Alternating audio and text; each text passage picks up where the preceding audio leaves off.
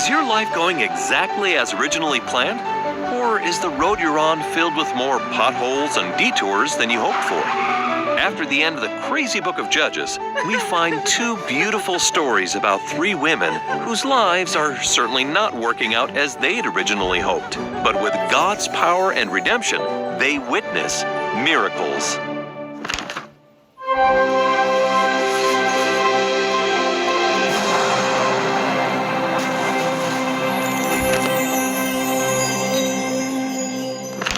Now, during the time of the Judges, Elimelech and his wife Naomi, from the tribe of Judah, have two sons, Mahlon and Chilion.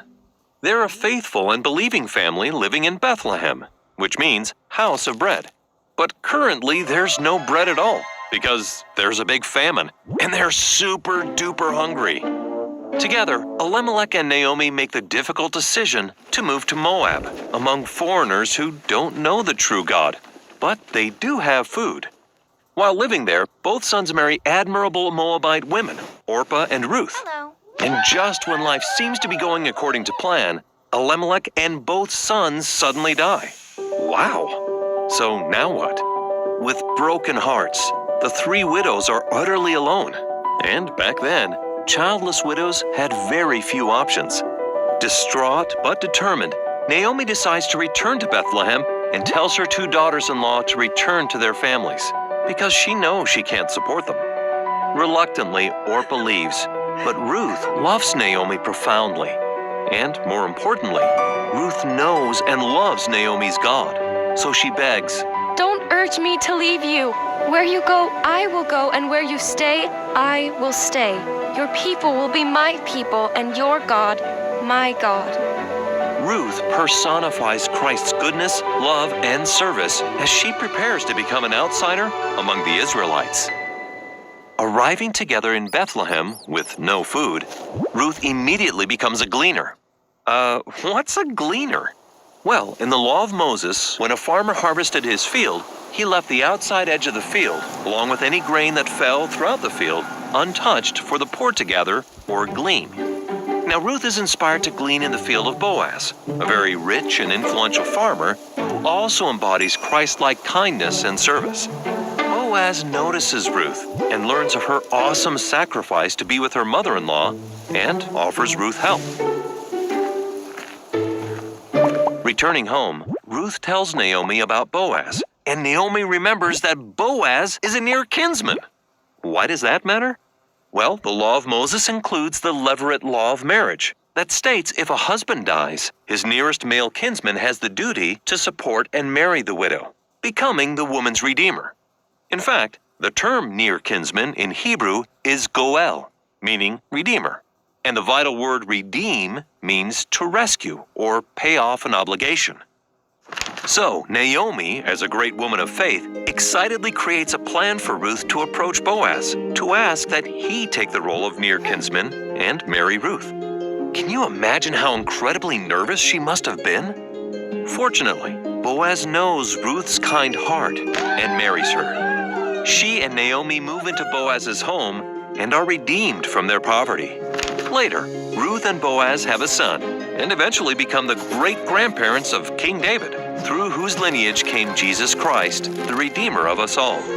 Today, as we plead to Jesus Christ to be saved and redeemed from our challenges and weaknesses, we too are like Ruth, and Jesus is our Savior, rescuing us from physical death, and our Redeemer by paying the debts of sin we can't pay ourselves. Our next story is about Hannah, whose life is also not going according to plan. All she wants from life is to be a mother, but for many, many years she's unable to have children. Grieving, Hannah worships at the temple each year with her husband.